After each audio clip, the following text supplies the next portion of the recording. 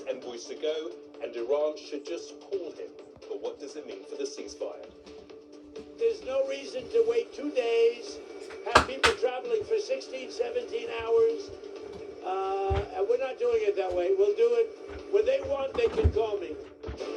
Also tonight, a woman is arrested after 2 young children die in a house fire in Wolverhampton. Nico Gonzalez hits it from a mile away. Manchester City survive a scare from Southampton to reach the FA Cup final. And 2 former Pythons unveil a tribute to their late comrade, Terry Jones. It's the spirit of Terry.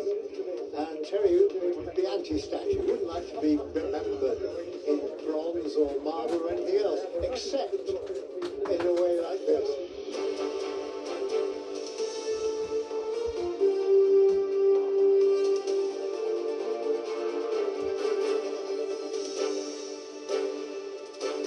This is ITV News with Gamal Fahnbulleh. Good evening. This weekend's planned peace talks on Iran felt half-hearted almost from the start. America's chief negotiator, J.D. Vance, didn't even plan to go to Islamabad. Iran's representative arrived, but then left again. Tonight, Donald Trump cancelled the whole thing, declaring it too far to go for too little result. But there may be a few glimmers of hope in his words too. He said Iran's offer had improved, just not enough, and that they could call him any time. Amy Lewis has more. There was little hope this would lead to a breakthrough. Iran's foreign minister delivered his pitch for ending the war to Pakistani mediators and headed off. The US weren't even in the country for the latest talks, let alone the room. President Trump had a US delegation on standby in case there was progress, but tonight he has cancelled his envoy's trip to Islamabad and blamed Iran for how far apart the sides are. You probably heard that we canceled the trip. We have all the cards. We're not going to spend 15 hours in airplanes all the time going back and forth to be giving a document that was not good enough. And so we'll deal by telephone, and they can call us anytime they want. Newscaster 4, this is U.S. Navy Warship 115. The stalemate also continues in the Strait of Hormuz, as is the threats of violence. Iranian state media is reporting that Iran is warning the US will face a severe reaction from armed forces if its naval blockade persists. French President Macron has reiterated the need for the strait to reopen. On est tous embarqués. We're all in the same boat, and this boat we didn't choose it, if I may say so. We're subjected to geopolitics, and we're subjected to this war that started several months ago. Il y a maintenant plusieurs mois. Today there was a sign of confidence in the ceasefire in Iran. Commercial flights took off from Tehran's international airport for the first time since the war started. But in Lebanon, Israel and Hezbollah continue to trade fire, with both sides accusing the other of violating their truce. 8 weeks after Iran was attacked, there is little trust and no agreements. So, Amy, there's an indefinite ceasefire in place to allow for talks, but talks seem to be on hold. So what happens now? That's a good question. I think the answer at the moment is that they are in limbo. Iran's foreign minister today, when he left those talks in Islamabad, he wrote on social media he was questioning if the US is truly serious about diplomacy. In other words, they're just going round and round in circles.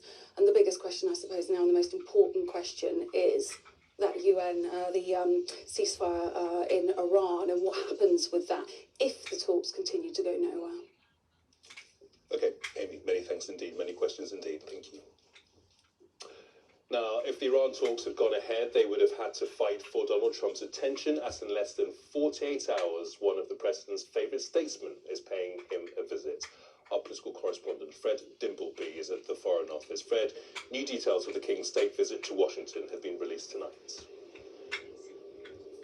Yeah, that's right. That visit due to begin on Monday, and amid the pomp and pageantry that you would expect from the first visit of Donald Trump's second term that he is hosting, there is time put aside for a one-on-one meeting between the President and the King in a bilateral due on Tuesday. Now, those here are hoping that the King, as the UK's basically top diplomat, as someone that President Trump respects highly, can help to patch up the difficult relationship between the US and the UK as it stands right now, a relationship that doesn't feel particularly special, but Donald Trump says he wants to raise everything, in his words, with the King, and that may include criticism of the Prime Minister Keir Starmer, who Donald Trump says has failed to support the US in its invasion and war in Iran, so that may be tricky for the King to navigate. The other potentially difficult issue is around the Epstein scandal, because the family of Virginia Giuffre, who you will remember accused the King's brother, Andrew Mountbatten Winter, of sexual assault, something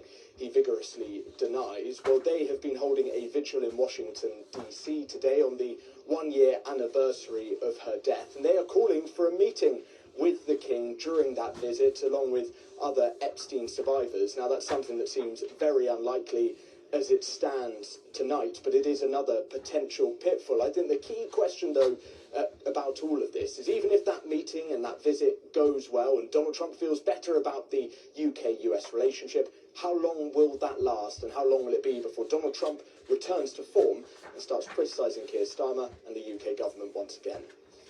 Fred, thank you. A woman has been arrested in connection with a house fire that took the lives of 2 little boys. The woman in her 30s was detained after the boys, aged 1 and 3, perished in the blaze in Wolverhampton last night. 2 other children and an adult escaped the fire on their own. The firefighter died at the scene. I saw fire. I come down here, I saw fire streaming from that window, the 2 windows. I came down here and went round the road, and I was just looking. There's just piles of smoke coming out the window. And the mother, I presume it was the mother, she was on her knees, bent over, weeping and sort of crying, you know. Well, West Midlands Police said this is a truly tragic incident, and our thoughts remain very much with those who love the children who have been lost, and we are working at pace to ascertain exactly what has happened.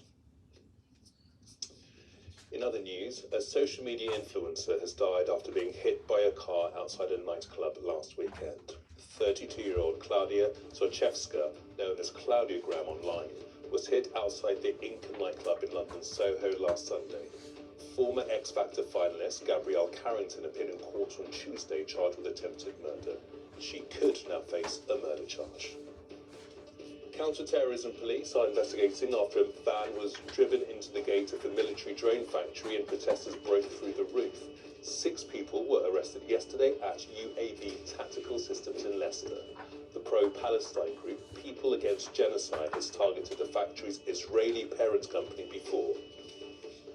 And more than a dozen migrants crossed the Channel from France today, the first arrival since the 2 countries struck a £500 million deal to reduce crossings on Thursday.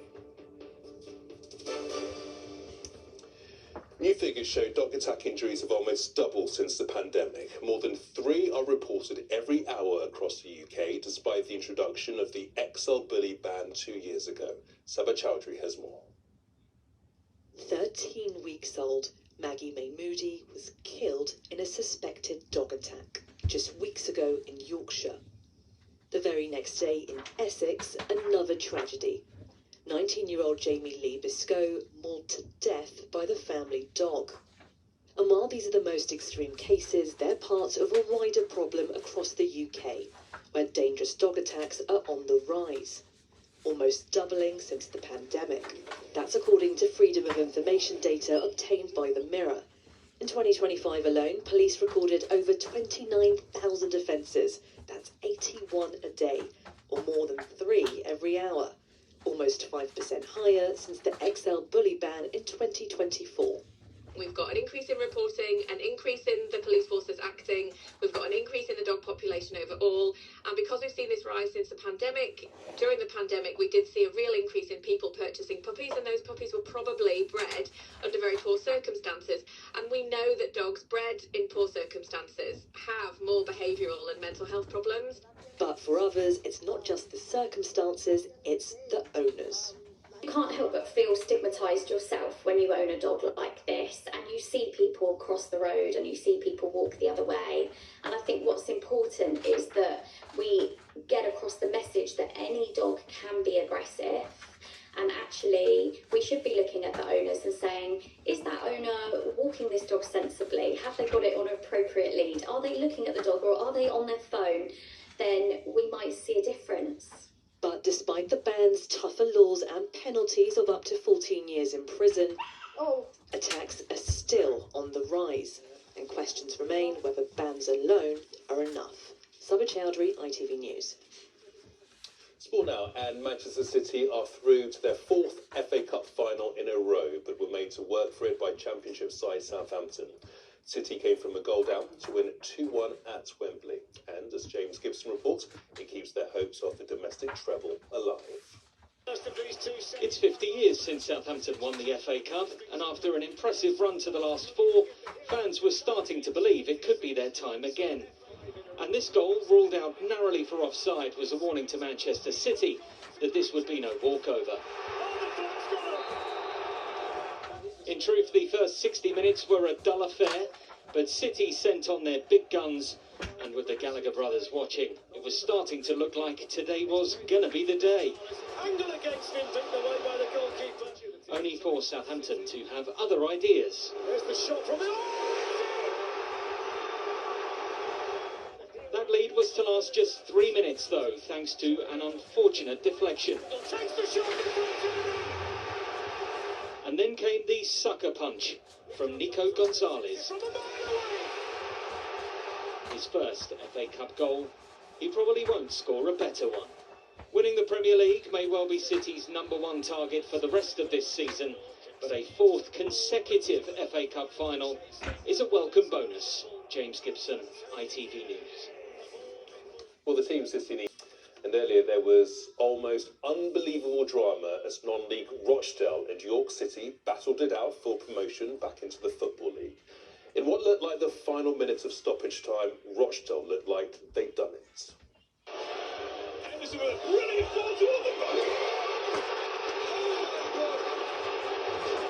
Cue a pitch invasion by the Rochdale supporters.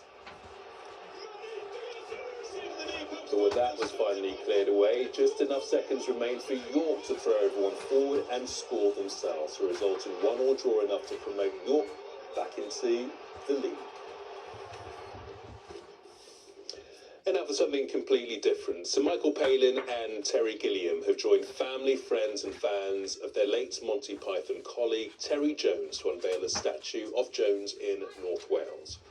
All of the remaining Pythons backed fundraising for the life-size bronze in Jones's hometown of Colwyn Bay. Sculptor Nick Elphick has depicted Jones as the nude organist from the Monty Python series. A historian and writer, as well as an actor and director, Jones died in 2020 of complications from dementia.